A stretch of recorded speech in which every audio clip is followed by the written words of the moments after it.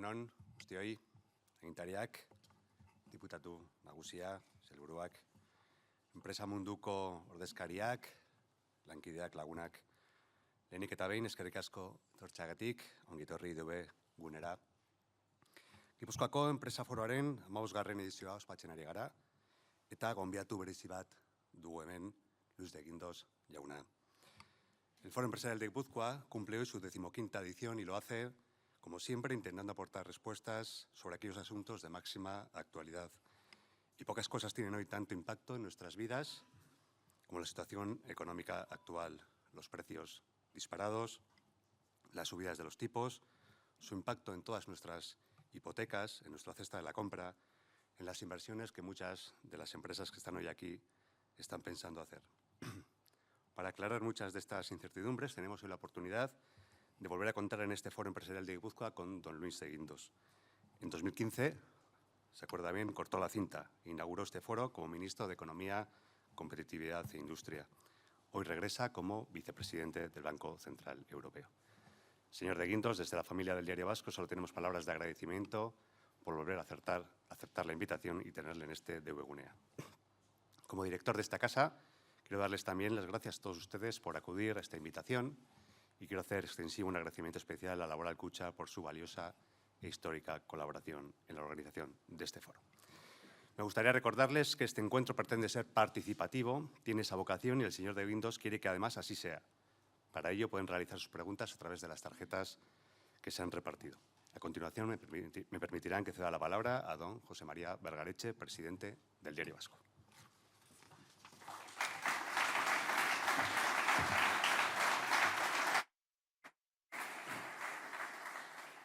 Egunon guztioi, eta mila esker hemen egoteagatik.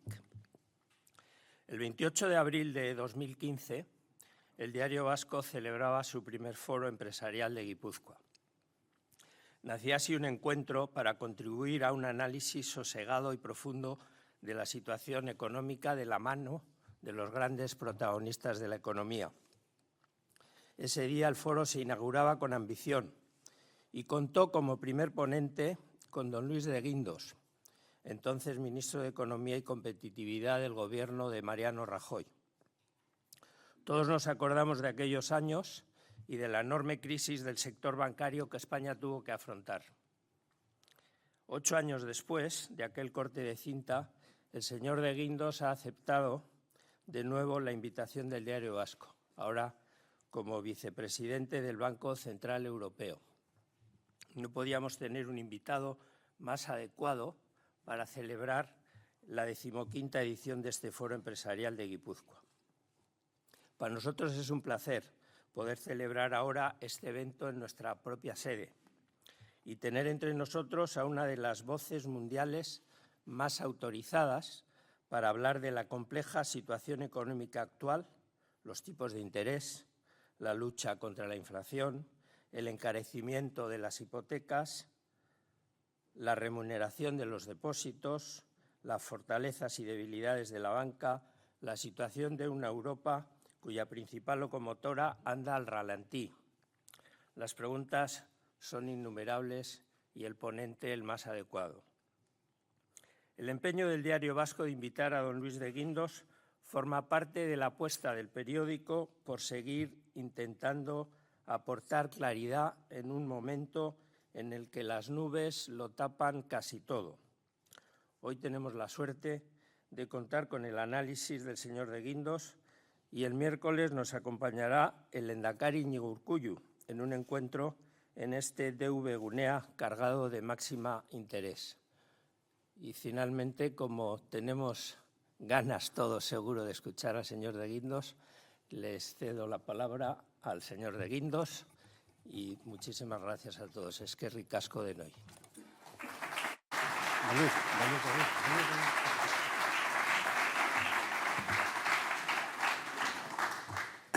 Tenemos tantas ganas de escucharle que le hemos querido dar paso ya. Muchas gracias, don José María Vergareche, por su intervención. Corresponde ahora sí el uso de la palabra a don Txomin García, presidente de Laboral Kutxa.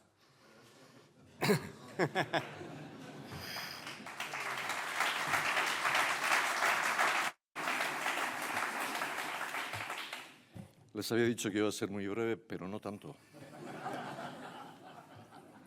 Agintariak, enpresen ordezkariak eta bertaratu zareten lagun guztiak, egun on eta eskerrik asko etortzeagatik. En primer lugar, en nombre de Laboral Kutxa, quiero darles la bienvenida a esta nueva edición del Foro Empresarial Guipúzcoa.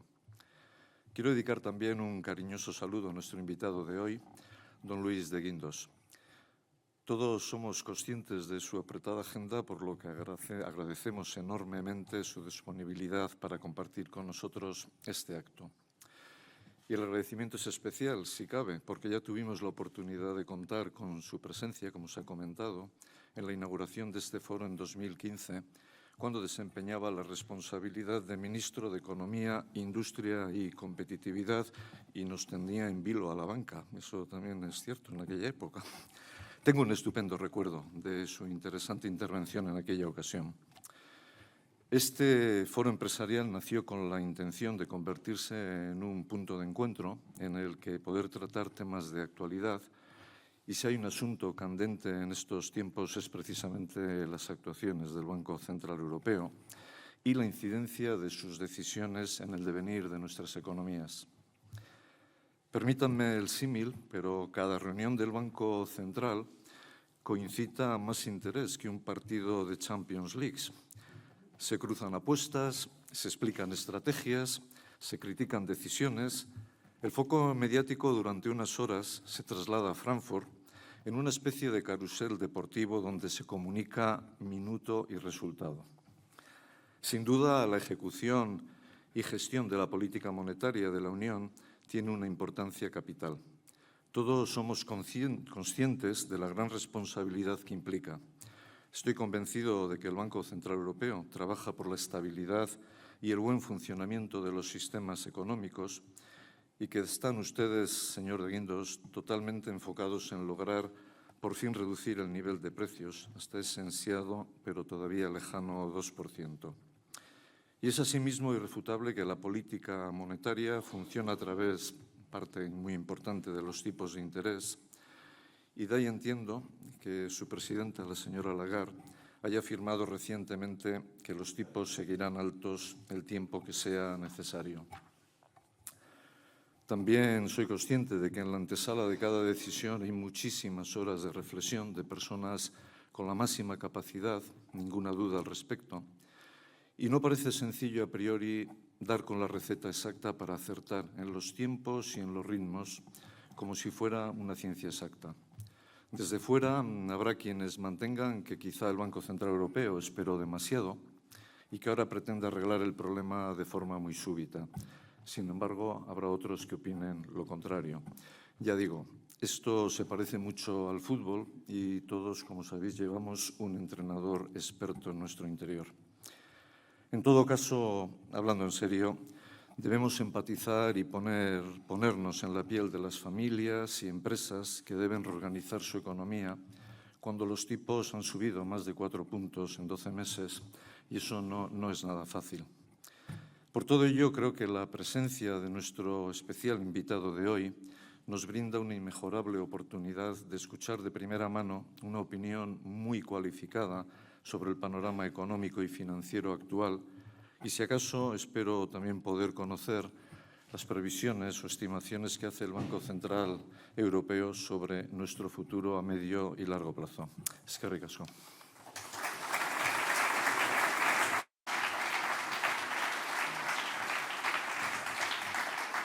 Mila esker, gracias, Jauna. La hemeroteca es reciente, la conocen bien. En julio de 2022, el BCE cerraba una etapa de 11 años de relativa estabilidad y comenzaba un nuevo ciclo con una subida de tipos del 0,5%. El objetivo estaba claro, atajar una inflación que entonces trepaba al 8,9% y no veía techo. Había que reaccionar. Desde esa fecha se han producido hasta 10 subidas, escalando los tipos al 4,5%, su nivel más alto desde 2001. ¿Qué ha ocurrido? Bueno, la inflación de la eurozona se ha amortiguado, 4,3% en septiembre, pero sigue por encima del objetivo del 2%. En España, este mes ha escalado al 3,5%. Y el efecto cascada ha sido el esperado y, por otra parte, el buscado para bajar la presión inflacionista. Ralentización de las economías, con Alemania con principio de neumonía, subida de las hipotecas, contracción del mercado inmobiliario, encarecimiento de las inversiones empresariales. En cambio, los precios de algunos indicadores siguen sin dar tregua. El aceite, la cesta de la compra, un 10% más cara en agosto, la gasolina rozando los 2 euros, la deuda crece. En definitiva, incertidumbre y más incertidumbre. Y, sin embargo, hay otra cara de la moneda que conviene no olvidar y que enmienda aún más los manuales de la economía clásica. Digámoslo claro, con toda la que está cayendo, el PIB, al menos el PIB vasco, sigue a flote, las empresas reconocen que no están tan mal y el empleo aguanta bien. 3 indicadores que demuestran que sentenciar sobre lo que va a ocurrir en el corto o medio plazo resulta quizás hasta atrevido. De momento, el BCE tiene clara una cosa. Advierte que los tipos seguirán altos el tiempo que sea necesario. El propio señor de Guindos ha anunciado estas semanas que estamos en la recta final. Ahora bien, ¿cuánto durará esa recta final? ¿Qué consecuencias tendrá? ¿Podemos prepararnos para una larga temporada de tipos altos y precios altos? Europa asiste a un cambio de modelo que tiene consecuencias. Energía más limpia supone, de momento, energía más cara. Empleo más cualificado, falta de personal, empleo mejor pagado. Todo ello, lógicamente, está cambiando las reglas de juego. Afortunadamente, hoy tenemos aquí al señor de Guindos para que pueda responder a esta y otras muchas preguntas. Le aseguro, señor vicepresidente del BCE, que hay muchas ganas de escucharle. Es un placer compartir con don Luis de Guindos este foro empresarial organizado conjuntamente por Laboral Kutxa y el Diario Vasco. Le reitero de nuevo mi agradecimiento, señor de Guindos, por su asistencia. Suyo, ahora sí, es el turno de la palabra.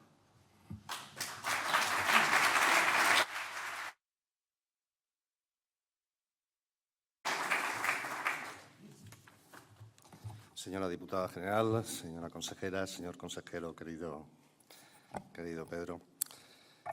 Buenos días a todos. Es un placer para mí estar aquí con todos ustedes. La verdad es que cuando pensaba la primera vez que estuve en este foro, en la inauguración del foro en el año 2015, lo rápido que pasa el tiempo, hace 8 años, ¿no?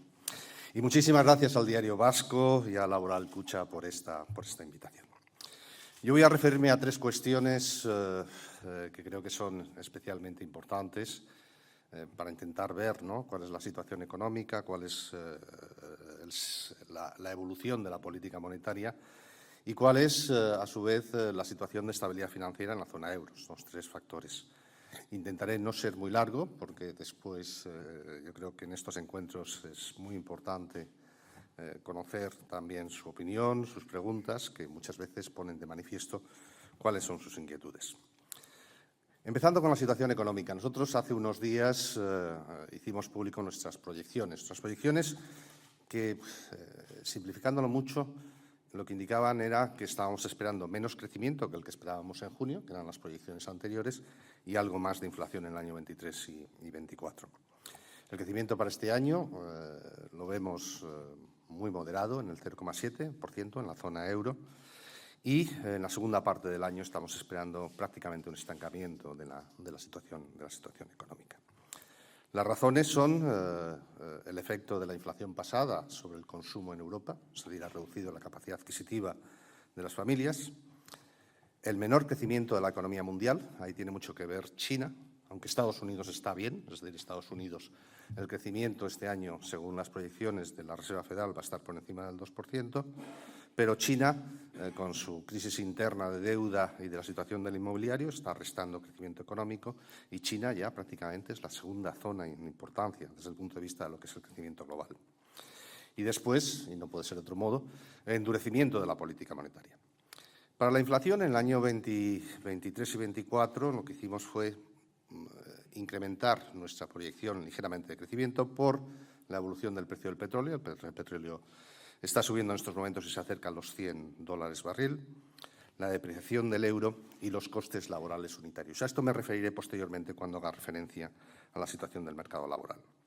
Simultáneamente, la subyacente va a continuar relativamente elevada, pero la mayoría de los indicadores de la inflación subyacente, que son los que determinan el sentido a medio plazo, ponen de manifiesto que se está desacelerando. La inflación general ha caído bastante, es decir, a veces nos olvidamos que hace prácticamente un año la inflación estaba en Europa por encima del 10% y el último indicador que tenemos, que salió el viernes pasado, es que está ligeramente por encima del 4%. La subyacente es algo más estable, pero también se está empezando a desacelerar, es decir, que los elementos subyacentes, vuelvo a repetir, que son positivos. Y después nosotros siempre, cuando hacemos las proyecciones, hay una cuestión que, bueno, sale menos en la prensa, pero que es muy importante, que es lo que nosotros denominamos el balance de riesgos. El balance de riesgos es como vemos, es decir, si nos equivocamos al alza o a la baja. Y en el caso del crecimiento económico, creemos que el balance de riesgos es a la baja, es decir, que si nos equivocáramos seguramente sería porque el crecimiento es inferior, mientras que en el caso de la inflación lo vemos estable. Como se indicaba anteriormente, uno de los aspectos más positivos de la evolución económica en Europa es el mercado laboral. Tiene un muy buen comportamiento, la tasa de paro en Europa está en un mínimo desde que se lanzó el euro, en el 6,4%. Hay crecimiento de empleo, tanto desde el punto de vista de lo que son número de trabajadores como horas trabajadas. Aunque ya empezamos a ver que en los últimos meses, en los últimos trimestres, en consonancia y en paralelo a lo que es la evolución económica, estamos viendo una desaceleración en la generación de empleo. Pero, y esto es importante, el crecimiento del empleo en los últimos trimestres ha sido más intenso que el crecimiento del output, que el crecimiento del PIB. Y eso tiene una implicación, y es que la productividad no está creciendo, es decir, se está de alguna forma desacelerando. Y dado que el incremento de salarios en la zona euro se está ajustando a lo que nosotros proyectábamos, que es un incremento por encima del 5%, esto lo que lleva es que los costes laborales unitarios en la zona euro están creciendo. Y ese, como decía anteriormente, es una de las mayores preocupaciones desde el punto de vista de la inflación. ¿Por qué? Porque si vemos los dos grandes componentes que en última instancia acaban determinando el sentido de la inflación, que son los márgenes empresariales y la evolución de los costes laborales unitarios, los márgenes empresariales crecieron bastante en el año 22. En el año 23, sin embargo, nuestras indicaciones y nuestro análisis, lo que vamos viendo en los diferentes sondeos que hacemos con las empresas, es que el crecimiento del margen empresarial es inferior al que tuvimos en el año 22 y ello fundamentalmente como consecuencia de la desaceleración económica. Pero, sin embargo, esperamos que la mejora que hubo en márgenes empresariales en la zona euro en el año 22 absorba parte del incremento de los costes laborales unitarios. Por decirlo de alguna forma, los empresarios, cuando terminan los márgenes, los precios de sus productos, miran fundamentalmente al futuro. Mientras en el caso de los trabajadores, y es absolutamente normal, si han tenido una pérdida de capacidad adquisitiva como consecuencia de un incremento fuerte de la inflación que ha superado al incremento de los salarios, entonces intentan recuperar esa pérdida de capacidad adquisitiva mirando para atrás. Pero vuelvo a repetir, nosotros creemos que una parte de ese incremento de los costes laborales unitarios va a ser absorbida por la mejora de los márgenes de beneficio que tuvimos en el año 22 y eso de algún modo tendrá un efecto positivo, moderador, sobre la inflación. La segunda cuestión, la política monetaria. Bueno, David lo ha comentado anteriormente, hemos subido 10 veces tipos de interés desde niveles muy bajos, desde el menos 0,5, es decir, que a veces eso se olvida. Hemos subido hasta 4,5 puntos, 450 puntos básicos, como dicen los financieros, pero desde niveles muy bajos. Y el mensaje que yo les pasaría es que nosotros consideramos que este nivel de tipos, si se mantiene en el tiempo, va a hacer una aportación sustancial a lo que es nuestro objetivo, que es la convergencia de la inflación hacia el objetivo del 2%. Y a partir de ahí, lo que vamos a hacer es, de alguna forma, es mirar la evolución de los datos. ¿Por qué? ¿Por qué tenemos una aproximación partido a partido, por decirlo de algún modo? Bueno, porque existe un alto nivel de incertidumbre económica. Y aquí es donde entra una de las variables fundamentales de cara a la determinación y a lo que va a ser la evolución de la política monetaria en el futuro, que es la transmisión de la política monetaria a la actividad económica y, en última instancia, a la inflación. La transmisión de la política monetaria tiene dos etapas. Tiene una primera etapa que es cómo las decisiones del Banco Central Europeo, las que vamos tomando en nuestros consejos de gobierno, se van reflejando en los mercados financieros y en la banca. La banca es el principal canal de transmisión de la política monetaria. Y esta primera etapa o esta primera parte de la transmisión, ahí vemos prácticamente una transmisión completa. Es decir, cuando uno va viendo lo que está haciendo los bancos en términos de subida de tipos, a lo que son empresas y familias, vemos que prácticamente se va recogiendo nuestras decisiones de una forma muy próxima y muy estrecha. Y, por lo tanto, esta primera etapa se está cumpliendo perfectamente. Pero queda la segunda etapa, que es cómo las decisiones de endurecimiento de política monetaria y de reducción de la concesión de crédito, que es un tema que estarán viendo ustedes y que los datos que vamos publicando ponen de manifiesto una caída importante en la concesión de crédito, se trasladan a la actividad económica real.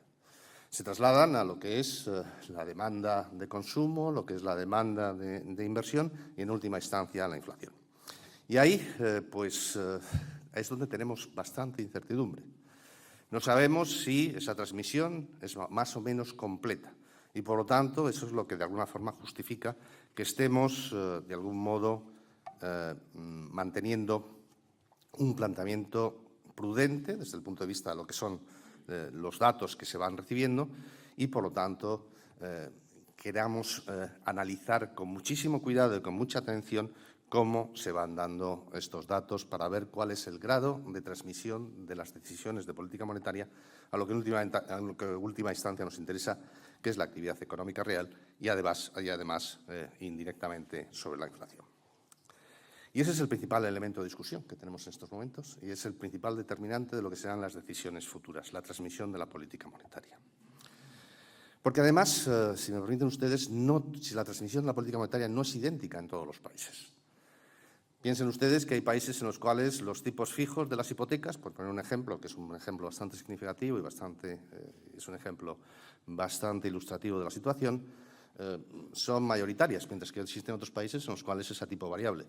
Si tú tienes la mayoría de tu financiación a tipo variable, entonces la transmisión es mucho más rápida que si la tienes a tipo fijo, porque lógicamente tienes que esperar a que vaya venciendo la financiación. Por eso, esas son las consideraciones que en estos momentos, vuelvo a repetir, son la principal fuente de referencia para nuestras futuras decisiones de política monetaria.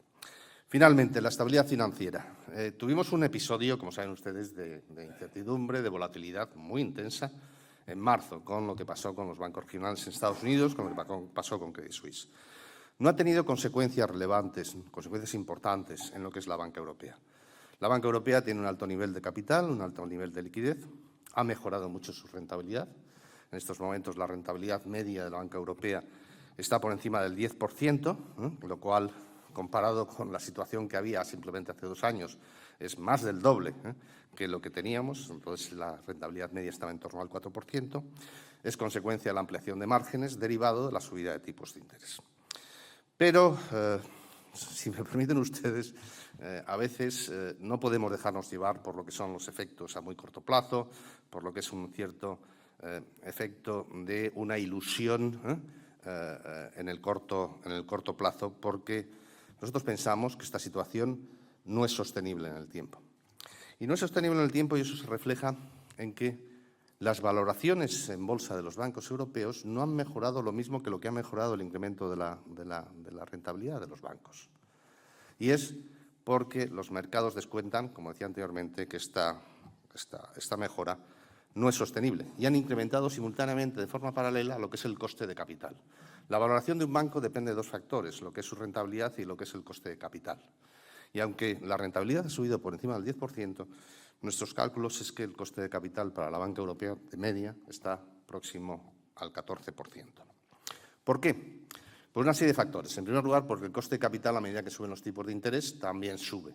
En segundo lugar, porque se considera que hay una desaceleración económica, y es cierto que se está produciendo en Europa, y esto va a dar lugar a incremento de provisiones. En tercer lugar, porque el coste de financiación de los bancos también va a subir. Es decir, después supongo que tendría alguna pregunta sobre el tema de los depósitos, pero todo el coste del pasivo de los bancos se está incrementando. Y en última instancia, porque también existen elementos de incertidumbres introducidos, por ejemplo, por las discusiones y las decisiones de algunos países en relación con el tema del impuesto a la banca. Sin embargo, nosotros, con el tema de donde tenemos mayores dudas sobre la situación de estabilidad financiera y los mayores riesgos, están en el inmobiliario especialmente comercial. Ahí hay una caída de precios importante, muy intensa en algunos países. En el caso del inmobiliario comercial la exposición no es tanto de los bancos europeos como de los temas que nosotros denominamos no bancos, que es el sistema financiero no bancario, que son fundamentalmente los fondos de inversión, los grandes fondos de inversión inmobiliaria, que además han ido asumiendo muchos riesgos de liquidez, de crédito y de apalancamiento. Y, por lo tanto, siempre ahí lo que recomendamos es que hay que tener una política macroprudencial importante, que ya ocurre en el caso de los bancos, empezar a aplicarlo a lo que son los fondos de inversión. Yo ya acabo. Elevada incertidumbre, menos crecimiento, inflación a la baja. La inflación va a continuar bajando en los próximos meses, pero hay que tener en cuenta que existen factores que van a jugar a la contra. Pero si me permiten ustedes, yo quiero acabar con algo que no es tanto de lo que es la rabiosa actualidad de lo que va a pasar con la inflación en los próximos 3 meses. Y es cómo han ido mutando lo que son las tendencias subyacentes de la inflación en el mundo. Si uno mira lo que ha pasado en las últimas 2 décadas y media, hemos tenido una reducción clara de las tensiones inflacionistas en el mundo, por factores que provenían de la globalización, es decir, el incremento de las transacciones comerciales y financieras en el mundo. En segundo lugar, por la incorporación de China, con además un coste de mano de obra muy barato, que fue muy positivo a la hora de reducir las tensiones inflacionistas.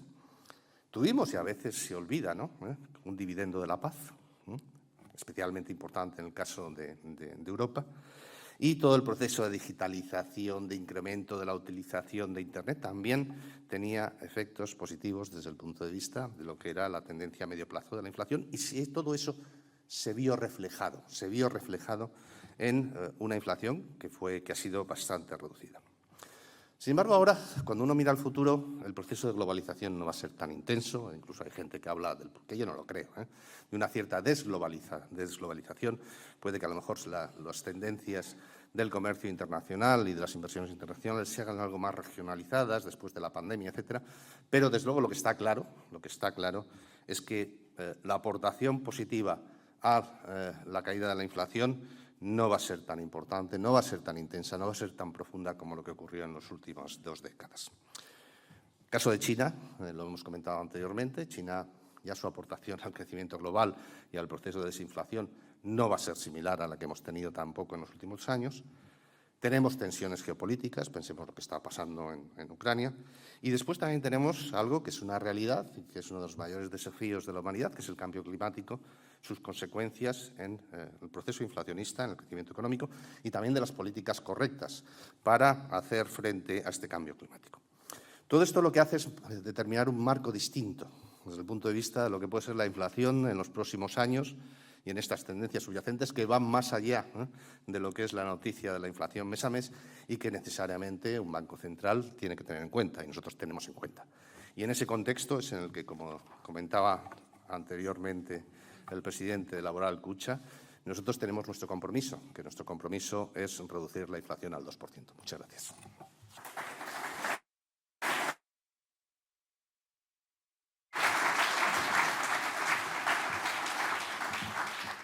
Muchas gracias, señor vicepresidente del Banco Central Europeo, por su intervención, que va a contribuir seguro, eso espero, a abrir un sugerente coloquio. Comenzaré el turno de preguntas. Si quieren, luego van acercándome las tarjetas. Como tenemos tiempo, vamos a ver si atacamos todos los frentes, por derecha e izquierda. Vamos a los tipos, porque es la noticia y supongo que estará acostumbrada a que le pregunten.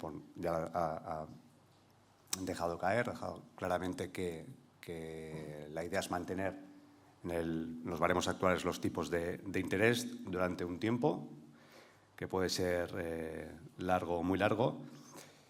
La otra vez que los tipos estuvieron tan altos, en el 4,75%, fue en el año 2000, 2001, y entonces, entre el 4,25 y el 4,65 se mantuvieron desde junio de 2000 a agosto de 2001. ¿Son baremos que podríamos repetir en estos momentos también? ¿Un año de tipos como los actuales? Bueno, la verdad es que a mí mi anterior jefa de prensa, cuando yo estaba en el Ministerio de Economía, me decía que habla más, y así te pueden hacer menos preguntas, además teniendo en cuenta. Pero bueno, yo creo que debería haber hablado un poquito más. Vamos a ver. Yo no haría comparaciones con el pasado. Creo que la situación es bastante distinta. Vuelvo a repetir, enorme incertidumbre derivada de la transmisión de la política monetaria a la actividad económica real. Nuestro planteamiento es, hemos subido tipos de interés en la mayor subida de la historia, que es una historia relativamente corta del Banco Central Europeo, 450 puntos básicos, 4,5%.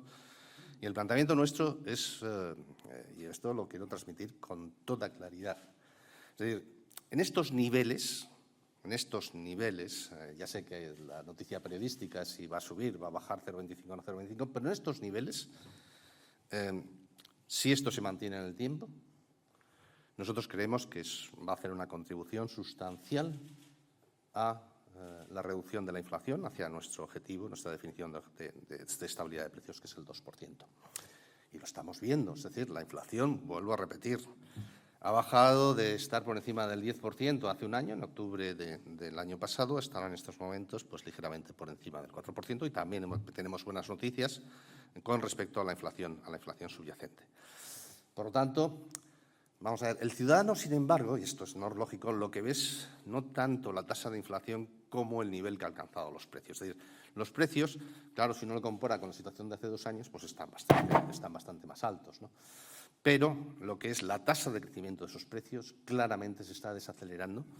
Nuestra proyección es que en los próximos meses continúe la desaceleración continúe la aceleración de la caída de los precios y que, por lo tanto, vayamos convergiendo hacia ese nivel del 2%. En esta situación, los niveles que tenemos actualmente, nosotros hoy creemos que son suficientes para que efectivamente pueda hacerse una contribución sustancial a la reducción. Después existen los imponderables, es decir, que tenemos, yo comentaba anteriormente, la depreciación del euro, el tema de los precios del petróleo, etcétera, etcétera, etcétera, etcétera, ¿no? Que pueden afectar a lo que es esa tendencia. Pero la tendencia subyacente es clara hacia la convergencia hacia el 2%. Esa convergencia hacia el 2% va a ser, esa recta final va a ser dura. Hoy en el Financial Times hablaba de algo similar, ¿no? Esa recta final va a ser complicada, compleja. Bueno, siempre, si uno juega al tenis sabe que cerrar los partidos son lo más importante, y a veces lo más complicado. Sí, es decir, lo que dicen los anglosajones de la última milla, o que decimos nosotros del último kilómetro, es una cuestión que tenemos que vigilar, sobre todo porque existen factores que juegan en contra de ese proceso de desinflación y que los que tenemos que tener en cuenta, ¿no? Por lo tanto, sí, es decir, estamos ligeramente por encima del 4. Vuelvo a repetir, yo creo que los próximos meses continuará el proceso de desaceleración de la inflación, pero lo tenemos que ir viendo pues, reunión a reunión y análisis en función de los datos que se van produciendo, porque tenemos que ser muy cautos. Es decir, para nosotros que mantener la credibilidad en nuestro compromiso y en nuestras actuaciones con la reducción de la inflación es muy importante, porque lo peor que le puede pasar a un banco central es perder la credibilidad. ¿Puede correr ese riesgo? Hay riesgo porque si efectivamente los tipos se mantienen altos y los precios también se siguen manteniendo altos, ¿qué poder luego tiene el Banco Central Europeo? ¿Qué más herramientas puede tener para actuar? Bueno, nuestras herramientas.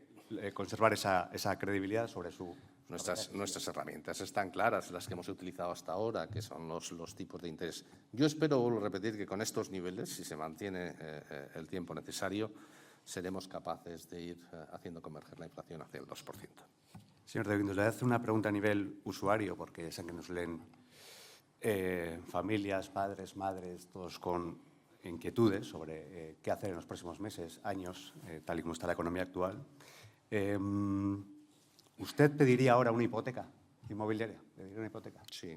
¿La pediría tipo fijo o variable? Bueno, no lo sé. Es decir, que vamos a ver, esa pregunta tiene una cierta trampa. Vamos a ver. Yo, ¿qué es lo que creo? Lo que creo, y además en esto, no crean ustedes que yo tengo la bola de cristal en absoluto, ¿no? También nos equivocamos mucho. Vamos a ver, yo creo que los tipos que hemos tenido en durante los últimos 10, 12 años, hasta que iniciamos la subida de tipos, son tipos que no se van a volver a repetir, sinceramente. Es decir, no era normal una situación normal que tuviéramos tipos de interés negativos. Y, por tanto, yo creo que eso es muy difícil que se vuelva a repetir. A futuro, de algún modo esperamos que haya una desaceleración de la inflación y que, lógicamente, eso acabe teniendo un impacto desde el punto de vista de la política monetaria, ¿no? Hombre, los tipos variables o fijos. Bueno, yo creo que si va a una hipoteca a tipos fijos, pues lógicamente es una hipoteca que no te va a dar sustos, ¿no? O sea, siempre sabes lo que vas a pagar, ¿no? Tipo variable, bueno, puedes tener suerte o puede que no. Por lo tanto, es una apuesta que tiene un cierto componente más de riesgo. Yo, como soy en estas cosas bastante conservador, yo siempre, pero vamos, ahora, hace un año y dentro de un año siempre preferiría tener una hipoteca tipo fijo porque sé perfectamente lo que pagaría. Pero es un tema personal, ¿eh? Es un tema de preferencias. ¿Cómo estaría Europa ahora sin subida de tipos? Vamos a ver. Si nosotros no hubiéramos subido tipos y la inflación, hombre, que sería un escenario extremo. Yo creo que la situación sin duda sería mucho peor. ¿Qué es lo peor que puede pasar a una economía? Lo peor que puede pasar a una economía es que la inflación se acelere, que la inflación de alguna forma influencie y se imbrique en todas las decisiones de los actores de política económica, de trabajadores, empresas, que tengas lo que nosotros llamamos un desanclaje de las expectativas de inflación, es decir, que la gente empiece a pensar que la inflación continuamente va a estar alta y que va a estar más alta, que te metas en una espiral precios, salarios absolutamente insostenible, y eso llevaría, en última instancia, a un impacto muy negativo en el consumo, un impacto muy negativo en la inversión y a una recesión profunda, desde mi punto de vista. Y además obligaría, como pasó, por ejemplo, en los años 70, en el caso de la Reserva Federal, a una actuación. Claro, inmediatamente la alarma social surgiría, el tema de la inflación hubiera sido mucho más grave de lo que hemos vivido actualmente y hubiera obligado, en última instancia, a un Banco Central a hacer una respuesta mucho más intensa desde el punto de vista de lo que era el endurecimiento de las condiciones de financiación. Por lo tanto, vamos a ver, a nosotros se nos puede criticar que si hemos actuado tarde, que si hemos actuado demasiado pronto, pero creo que en perspectiva, teniendo en cuenta que el proceso inflacionista tiene causas que te provienen de otras partes de la actividad económica, en el sentido, tuvimos la pandemia, tuvimos la reapertura de la economía después de la pandemia, que te generó cuellos de botella, tensiones en determinados mercados de bienes y de servicios. Tuvimos después el shock energético derivado de la invasión de Ucrania y, por lo tanto, esos son factores que tenemos que tener en consideración, que venían del lado de la oferta. Pero, en última instancia, yo creo que si nosotros no hubiéramos actuado, la situación sería, sobre todo, especialmente a futuro, mucho peor que la que vamos a tener en los próximos años. Vamos a hacer amigos hoy aquí. El consejero de Economía y Hacienda, Pedro Azpiazu, que está enfrente suyo, hace poco criticaba al BCE por matar moscas a cañonazos con las subidas de tipos y les acusaba prácticamente de ser responsables de la desaceleración. Ya que se llevan tan bien, ¿qué le diría al señor Azpiazu? No, pero yo todo mi cariño para don Pedro. Él sabe perfectamente. Él siempre ha sido crítico conmigo cuando él era el portavoz de Economía del Partido Nacionalista Vasco. Pero en el fondo siempre llegábamos a acuerdos. Ahora no lo sé si vamos a llegar. No, yo creo que nosotros estamos haciendo lo que tenemos que hacer. Tenemos que explicarlo, por qué lo hacemos. Yo sé perfectamente que subir los tipos de interés pues, no es popular. Los banqueros centrales son mucho más populares en la época de baja inflación que en las épocas de alta inflación, ¿no? Pero yo creo que es lo que tenemos que hacer. Sé que es una medicina que a veces es amarga. Yo sé el impacto que esto está teniendo en lo que son familias, las hipotecas, las empresas cuando van a refinanciar su circulante o pedir financiación para un proyecto de inversión. Pero es que no hay otra alternativa y, como decía anteriormente, si nosotros no hiciéramos esto, pues se acabaría demostrando seguro, como lo que ocurrió, tal como ocurrió en los años 70, que esto era mucho peor. El peor escenario sería, tocas unos tipos altos y una inflación alta mantenida demasiado en el tiempo. Bueno, yo creo que si nosotros mantenemos los tipos a estos niveles, la inflación va a continuar desacelerándose, como he dicho anteriormente. Dígame, ¿hay riesgo de que algo o todo se pueda romper? Es decir, las familias ahogadas al hacer la compra por las hipotecas, los carburantes. En algún momento el consumo se puede desplomar. Hasta ahora el empleo está funcionando fantásticamente. La actividad de las empresas también. ¿Puede haber un momento en el que pase algo que se pueda romper ese equilibrio que ahora mismo todavía se da? No, yo creo que hay una cuestión positiva que yo antes comentaba, que es la evolución del mercado laboral. Es decir, si uno ve, por ejemplo, lo que está ocurriendo con las hipotecas, con los impagos, prácticamente, a pesar de la subida de tipos de interés, a pesar de la transmisión de los incrementos de tipos de interés al coste de las hipotecas, sin embargo, la mora está en niveles muy reducidos. Eso tiene mucho que ver, y esa es la diferencia, por ejemplo, con lo que pasó en la crisis del 2008 al 2012. Las familias mantienen su empleo y eso está siendo muy positivo. Yo creo que el principal elemento, si me permite usted, de dolor de las familias en los últimos 2 años ha sido la inflación. La inflación, todos sabemos, cuando uno va al supermercado, cuando uno va a tomarse una cerveza a un restaurante, cómo han subido los precios. Y además hay una cuestión, que es que la inflación tiene un cierto componente de injusticia desde el punto de vista de lo que es la equidad de una sociedad. Sufre mucho más siempre los estratos con nivel de renta más reducido. ¿Por qué? En primer lugar, porque dedican el 100% de su renta a consumir, lo cual no te ocurre cuando tienes más renta. Cuando tienes más renta siempre tienes una cierta capacidad, tienes un colchón de ahorro. Y después, porque los bienes que más han subido, que la cesta de la compra que comentaba anteriormente, ellos lo sufren, ese segmento de la sociedad lo sufre con mucho mayor intensidad, ¿no? Por lo tanto, la inflación yo siempre lo defino como un mal absoluto para una economía, y un mal absoluto que golpea especialmente a aquellos segmentos que son más débiles de la sociedad. Por eso, la principal contribución que puede hacer el BCE es intentar reducir la inflación lo más rápidamente posible y hacia nuestra definición de estabilidad de precios. Antes lo he comentado, pero ¿cómo ve a Europa? ¿La ve estancada? ¿Cómo la ve? Yo creo que vamos a ver, el primer semestre no ha sido para tirar cohetes. El crecimiento en el segundo trimestre del año fue del 0,1. Yo creo que en el segundo semestre del año vamos a tener un estancamiento económico. Es decir, ya el tercer trimestre ya está vencido,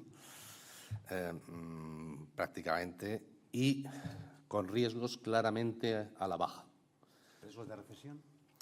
Bueno, depende. La definición de recesión es una definición técnica, que son 2 trimestres con tasas de crecimiento negativas trimestrales, ¿no? Bueno, no lo sé, porque en última instancia va a depender de muy poco, y como sabemos después hay revisiones y lo que era una recesión ya no es una recesión y lo que no era una recesión se convierte. Pero vamos, yo creo que va a ser de crecimiento muy moderado, muy próximo al entorno del 0%, Y eso, bueno, ya se está viendo. El consumo está muy parado como consecuencia del impacto de la inflación y de las decisiones de política monetaria. Las exportaciones, y esto se ve muy claramente, por ejemplo, en la economía alemana, están viéndose afectadas por fundamentalmente la no aportación al crecimiento global de China, aunque Estados Unidos, vuelvo a repetir, lo está haciendo relativamente bien. Es decir, los anuncios de recesión en Estados Unidos continuamente se están equivocando. Y después la acumulación de capitales, es decir, los procesos de inversión, tanto en inversión en equipo como en inversión residencial, pues están también prácticamente parados. ¿El BCE recomendaba volver a la austeridad? No, vamos a ver qué se entiende por la austeridad. Hemos tenido 4 años en los cuales los gobiernos no han tenido reglas fiscales, prácticamente. Y además yo creo que ha sido correcto, en el 22, en el 23. A veces nos olvidamos de por donde hemos pasado con una rapidez increíble, ¿no? El año 22, si no hubiéramos hecho lo que se hizo, que fue una política fiscal sin límites y una política monetaria de una inyección enorme de liquidez que además se combinó con la política fiscal, nos encontraríamos que en vez de una caída del PIB de cerca del 7%, hubiéramos tenido una caída del PIB muy superior. Y, por lo tanto, la política fue correcta. En el 23 todavía teníamos las consecuencias de la pandemia en el 21 teníamos las consecuencias de la pandemia y en el 22 pues ya empezamos a tener el shock energético derivado de la invasión de Ucrania, ¿no? Y, por lo tanto, ha habido 4 años en los cuales ha habido una política fiscal sin reglas, no se aplicó el Pacto de Estabilidad y Crecimiento. En estos momentos, en Europa, los ministros de Finanzas están discutiendo unas nuevas reglas fiscales. Hay una propuesta de la Comisión, hay una división relativamente profunda entre los países. Yo espero que haya un acuerdo, espero y además deseo que haya un acuerdo antes de final de año, porque si no volveríamos a las reglas del Pacto de Estabilidad y Crecimiento, que son irreales. Es decir, esto de intentar reducir la deuda pública al 60% en estos momentos, cuando ha habido un deterioro de 20 puntos del PIB, del ratio de deuda pública PIB y un incremento de los déficits públicos, pues yo creo que es poco realista y no sería la decisión adecuada. Pero, desde luego, lo que ha sido la barra libre que hemos tenido, pues eso se tiene que ir modificando con prudencia, con cuidado, pero la sostenibilidad de las finanzas públicas es muy importante. Y, además, en un momento en el cual tenemos una política monetaria que sube tipos y no te puedes encontrar con una política fiscal, que es la otra gran instrumento de política macroeconómica, que te va en la dirección contraria. Por lo tanto, con prudencia, con cuidado, ¿no? Teniendo en cuenta que la situación es la que es decir, de un crecimiento muy débil. Yo creo que los países lo que tienen que hacer es ir presentando planes de actuación presupuestaria que pongan de manifiesto que las finanzas a medio plazo, las finanzas públicas son sostenibles. Por lo tanto, es partidario de ir eliminando algunos incentivos. Bueno, nuestra posición en relación con los incentivos de ayuda que se derivaron del shock energético es que se tienen que ir retirando, porque cumplieron su misión, pero la situación no es la misma que la que teníamos hace un año y pico. ¿Se pueden aplicar las medidas de manera discriminatoria?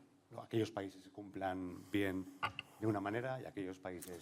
Bueno, en la propuesta de la Comisión Europea, en la propuesta del tema de las nuevas reglas fiscales, ya hay una cierta discriminación. Es decir, no es lo mismo un país que tiene un ratio de deuda pública PIB del 65% que un país que tiene un ratio de deuda pública PIB por encima del 100%. Es decir, ahí tiene que haber una cierta discriminación. Pero vuelvo a repetir, con cuidado, teniendo en cuenta que no se puede actuar procíclicamente, teniendo en cuenta que estamos en una situación de desaceleración económica y, por lo tanto, bueno, pues tiene que ser un ajuste presupuestario prudente y sensato. Antes hablábamos, ¿no?, de todos queremos energías más limpias, coches que no contaminen, buenos sueldos, trabajos equilibrados. Eso tiene un coste. ¿Puede Europa competir con otros países con estas condiciones? Vamos a ver, yo creo que es evidente que el cambio climático ya se percibe, ¿no? Es decir, yo ayer por la tarde me di una vuelta por San Sebastián, que está muy bonita, y bueno, la temperatura temperatura no es una temperatura de principios de octubre, ¿no? Yo creo que eso, ahí hay la percepción se ha generalizado, yo creo que es una evidencia, el cambio climático está aquí y tenemos que poner en marcha las políticas para intentar limitar lo que es el calentamiento y favorecer la descarbonización. Esta es una labor fundamentalmente de los gobiernos, ¿eh? Es decir, ellos son los responsables de toda la política impositiva, del tema de poner un impuesto sobre la emisión de carbono, no ponerlo, subsidiar determinadas fuentes de energía, etcétera, etcétera, etcétera. El BCE, ¿qué es lo que puede hacer un banco central? Lo que puede hacer un banco central es primero avisar. Nosotros hemos hecho, no ha salido mucho en la prensa en España, hicimos un test de estrés climático. ¿Cuál era la conclusión? La conclusión del test de estrés climático es que si no hacemos nada, a un periodo de tiempo relativamente dilatado, entonces nos encontraremos con un escenario muy malo para los bancos que tienen la exposición a lo que son las empresas y lo que es la situación económica general. Si ponemos en marcha las políticas correctas para luchar contra el cambio climático, entonces, aunque tú puedes tener un coste en el corto plazo, sin embargo, las ventajas y los beneficios que se obtienen en el medio plazo son claramente superiores a este coste inicial. Ya sé que en política, y esto, bueno, tengo enfrente aquí a una diputada general y a una consejera y un consejero, a veces se mira más el corto plazo que el medio plazo, ¿no? Pero nosotros estamos diciendo, sí, hay determinadas actuaciones de política contra el cambio climático que pueden tener un impacto en el corto plazo. Tenemos que ser conscientes del efecto que esto tiene desde el punto de vista social, porque también aquí existen efectos redistributivos, como en el caso de la inflación, y de intentar minimizar ese impacto, pero los beneficios que obtendremos son claramente superiores a estos costes a corto plazo, que de cualquier modo hay que intentar minimizarlo con las políticas adecuadas desde el punto de vista redistributivo. Vamos a hablar un poco de los bancos, ahora que aquí no hay casi ninguno. ¿Cuándo creen que deberían empezar a remunerar con más generosidad los depósitos? Ya. ¿O si lo están haciendo? Ya deberían. ¿Lo están haciendo? Vamos a ver. Cuando nosotros subimos los tipos de interés para todas las expresiones de lo que es la remuneración tanto de activo como de pasivo. Es decir, el tipo de interés no es un tipo de interés único. Tienes el tipo de interés, por ejemplo, las hipotecas, tienes el tipo de interés del crédito al consumo, tienes el tipo de interés de los depósitos, tienes el tipo de interés de los bonos. Todo eso se tiene que ir ajustando a lo que son las decisiones del Banco Central. Ya en gran parte, es decir, lo que son los tipos de interés del activo de los bancos, es decir, de los créditos, se ha ido ajustando al alza, aunque existe también competencia por los clientes buenos y tal. Es cierto, como hay menos actividad, pues también los bancos están compitiendo ahí. Se ha reflejado, sin duda, en lo que es el coste de los bonos, porque también los bancos muchas veces se financian emitiendo bonos. Y en el caso de los depósitos, que siempre la transmisión es más lenta, este caso ha sido especialmente lento, pero ya empezamos a ver que hay sobre todo en lo que son la remuneración de los depósitos a plazo, empieza a haber un ajuste a lo que es la situación de tipos de interés determinado por nuestras decisiones de política monetaria. ¿Eso va a continuar? Va a continuar. Hay que tener en cuenta que en el mercado, en general, los bancos tenían muchísima liquidez. Pero esa liquidez se ha retirado, es decir, hemos ido retirando, van repagando la inyección de liquidez que nosotros hicimos durante la pandemia. Estamos retirando liquidez porque no estamos reinvirtiendo los bonos que tenemos en nuestra cartera. Vamos a ver, yo siempre lo pongo de ejemplo, ¿no? Pero nosotros, por ejemplo, en el caso de España, en el año 20 y 21 compramos 120.000 millones de euros de deuda pública española en cada uno de los 2 años.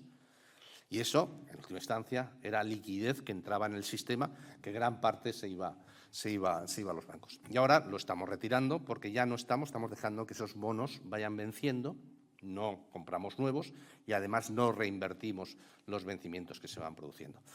Y yo creo que esa situación de liquidez va a continuar reduciéndose, ya lo estamos viendo, y entonces los bancos se darán cuenta que la forma fundamental que tienen de financiarse, que son los depósitos, pues tienen que empezar a subir los tipos de interés. Mi impresión, y hablo en conjunto de Europa, pero también a lo mejor con referencias a España, es que ya se está dando un incremento de la remuneración del pasivo, de los depósitos. Fundamentalmente ya te van ofreciendo pues tipos más acordes a lo que es nuestra política monetaria, especialmente con lo que son depósitos a plazo.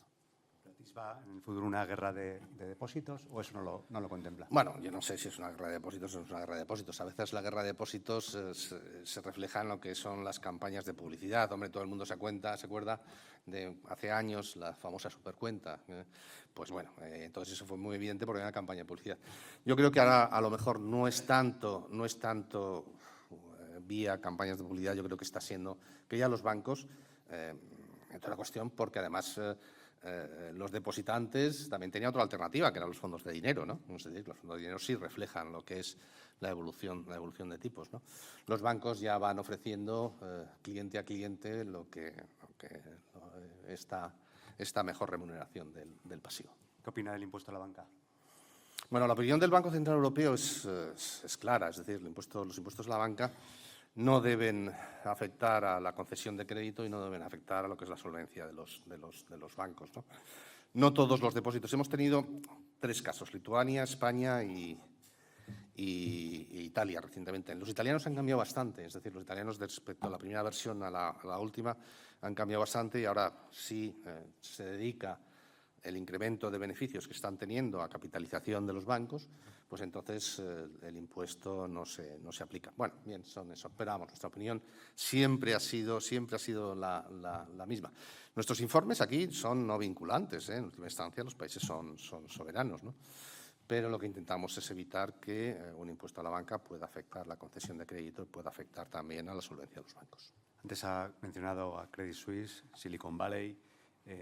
¿Se puede producir en Europa algo parecido? En estos momentos ayer hablábamos, ¿no?, de las redes sociales, el impacto que tiene el pánico hoy en día y que cualquiera, desde el móvil, estás cenando con tus amigos, te dicen que tu banco tiene problemas y directamente vas a la aplicación y mueves el dinero. Los bancos europeos de media tienen bastante capital, mucho capital, y tienen una posición de liquidez relativamente confortable, como comentaba anteriormente. Han mejorado la rentabilidad, aunque con dudas con respecto a la sostenibilidad de esta rentabilidad, ¿no? No hemos visto contagio como consecuencia de lo que pasó en marzo con los bancos regionales americanos y con Credit Suisse, y yo creo que eso de alguna forma refleja la buena situación de media de la banca europea, que es muy diferente a la que teníamos, por ejemplo, en el año 2008, 2009, etcétera, etcétera, etcétera, ¿no? Bueno, lo que sí es cierto, lo que sí nos ha sorprendido, yo creo a los supervisores y a los reguladores, ha sido la rapidez con la cual se puede vaciar un banco. Es decir, lo que se denomina una corrida de depósitos. Bueno, antes, hace años, tenías que ir a la sucursal del banco, el director te podía decir, hombre, no, tal cual, y podían.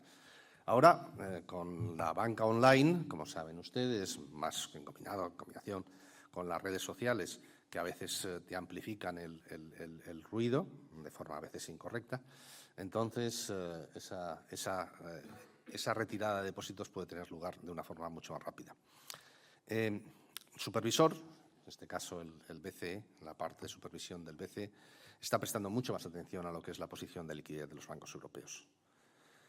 Siempre lo que nosotros denominábamos los test de estrés estaban centrados en el capital.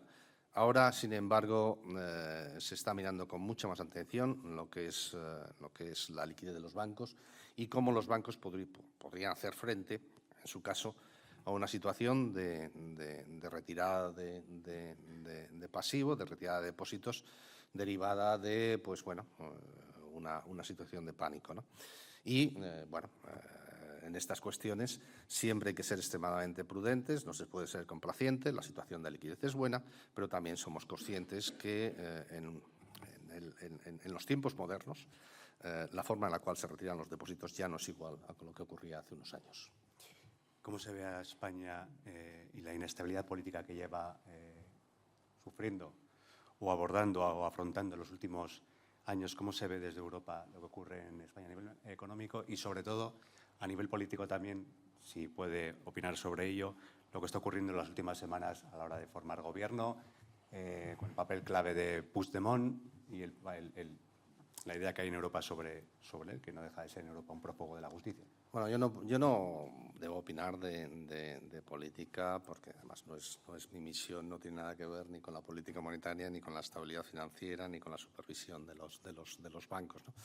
Yo lo único que deseo es lo que deseamos a todos los países europeos y a todos los gobiernos nacionales, autonómicos, regionales, locales, es decir, que haya estabilidad para tomar decisiones.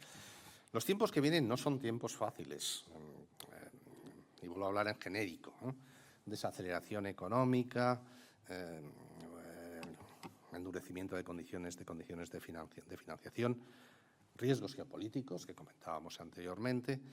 Por el momento, la buena noticia es la evolución del mercado laboral, que comentaba anteriormente, es una diferencia importante. Pero existen riesgos y potenciales vulnerabilidades muy intensas a futuro. Por lo tanto, tener un gobierno con capacidad de tomar decisiones es básico. Y eso se lo deseo a España y se lo deseo a todos los gobiernos de la zona euro y de la Unión Europea. ¿Cómo nos ve Euskadi? Hombre, la verdad es que Euskadi, y comentando recientemente la situación económica, yo creo que yo lo veo relativamente bien. Tiene instituciones financieras muy sólidas, que es lo que fundamentalmente nosotros nos dedicamos, y en términos de media de capital incluso superior, bastante superior a la media de España. Y después yo creo que bueno, el tejido industrial vasco, a pesar de que la industria está sufriendo más que en general en Europa que lo que están siendo los servicios, sin embargo ha aguantado relativamente bastante bien. Yo creo que Euskadi tiene una industria competitiva, muy competitiva. Se pone de manifiesto en los datos de exportación. Eso es un cambio con respecto a los últimos 10 años y, por lo tanto, por el momento bien. Lo único, en estas cuestiones nunca se puede ser complaciente. También su situación presupuestaria es relativamente buena. Aquí yo creo que el principal riesgo puede provenir de que hubiera una situación de incertidumbre en el exterior fuerte y tal, pero bueno, eso queda más allá. No. Vamos a ver, Alemania es Alemania. Yo llevo 5 años y medio en Alemania y ahora, bueno, hemos pasado de que si era el enfermo de Europa, el que más crecía y el más sano y otra vez. Vamos a ver. Alemania se ajustará, es decir, ha tenido un problema de suministro de energía, como saben ustedes, una dependencia excesiva del gas ruso. Se están ajustando ya a este tipo de cuestiones. Tiene una industria intermedia, es decir, que eso a veces es muy parecido, ¿no?, a lo que pasa en el País Vasco. Una industria intermedia de empresas medias muy competitivas y que además tienen tradición desde el punto de vista de la exportación en muchos sectores notables. Y Alemania saldrá seguramente va a tener una tasa de crecimiento negativo, pero con un paro ligeramente por encima del 3%, que no está mal. Es decir, el principal problema de Alemania en estos momentos es la no disponibilidad de mano de obra cualificada. 2 preguntas personales. Una, ¿cómo es ser vicepresidente del BCE? Bueno, yo creo que es un trabajo muy interesante, es un trabajo para un economista muy bueno, y yo la verdad es que estoy disfrutando mucho. ¿Volvería a ser ministro? No. Vale. No le robo más tiempo. Muchas gracias, señor de Guindos. Mi agradecimiento en este foro se extiende a Laboral Kutxa por su valiosa colaboración en la celebración de este evento. Eskerrik asko denei etortzeagatik.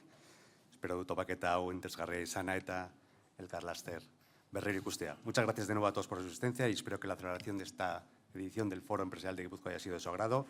Les invitamos a tomar un café aquí al lado y les recuerdo que el miércoles tenemos una cita igual interesante. El primer encuentro en DV con el Endacari. No se lo pierdan. Buenos días a todos.